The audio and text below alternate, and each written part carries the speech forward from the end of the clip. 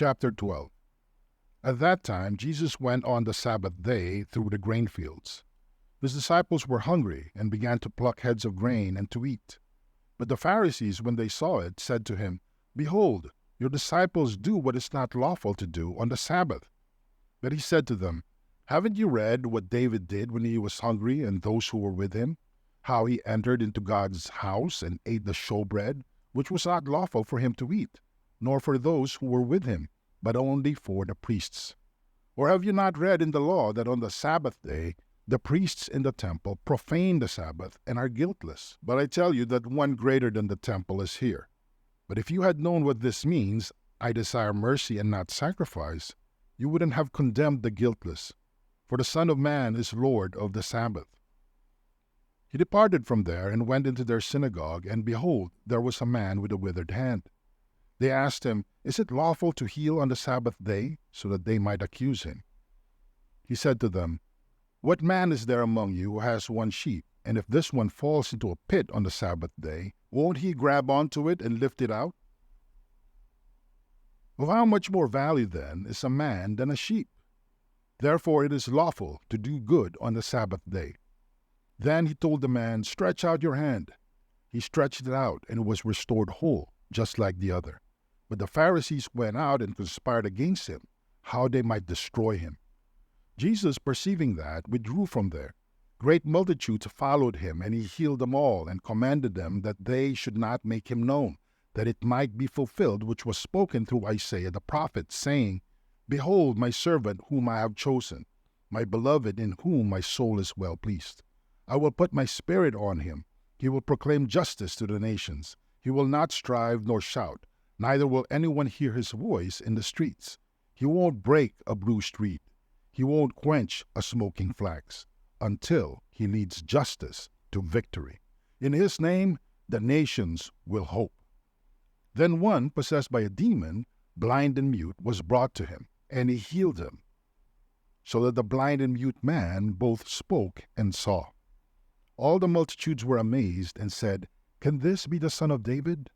But when the Pharisees heard it, they said, "This man does not cast out demons except by Beelzebul, the prince of the demons." Knowing their thoughts, Jesus said to them, "Every kingdom divided against itself is brought to desolation, and every city or house divided against itself will not stand. If Satan casts out Satan, he is divided against himself. How then will his kingdom stand? If I, by Beelzebul, cast out demons, by whom do your children cast them out? Therefore they will be your judges. But if I, by the Spirit of God, cast out demons, then God's kingdom has come upon you. Or how can one enter into the house of the strong man and plunder his goods unless he first bind the strong man? Then he will plunder his house. He who is not with me is against me, and he who doesn't gather with me scatters. Therefore I tell you, every sin and blasphemy will be forgiven men, but the blasphemy against the Spirit will not be forgiven men.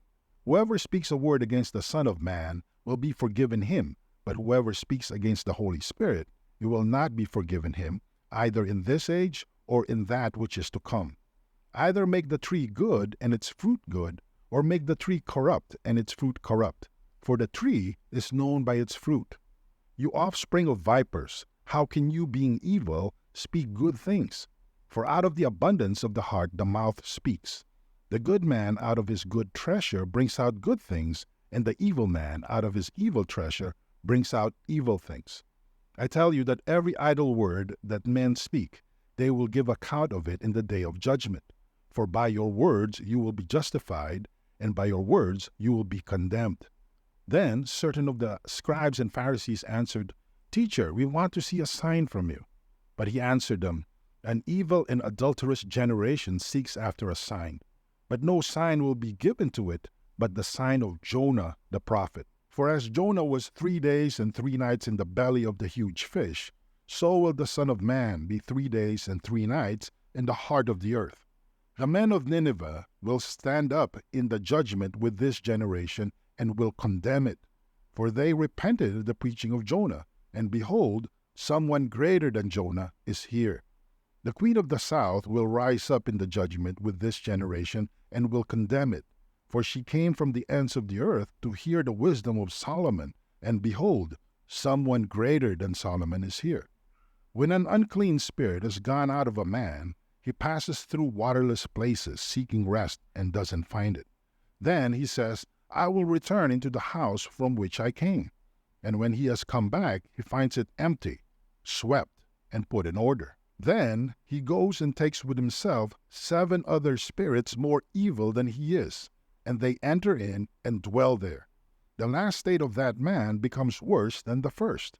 Even so will it be also to this evil generation. While he was yet speaking to the multitudes, behold, his mother and his brothers stood outside, seeking to speak to him. One said to him, Behold, your mother and your brothers stand outside, seeking to speak to you. But he answered him who spoke to him, Who is my mother? Who are my brothers? He stretched out his hand towards his disciples and said, Behold, my mother and my brothers. For whoever does the will of my Father who is in heaven, he is my brother and sister and mother.